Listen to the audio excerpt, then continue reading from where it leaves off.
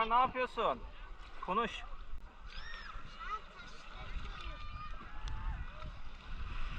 Dayı bir tane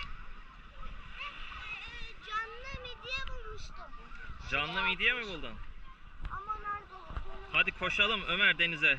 Koş. Koş.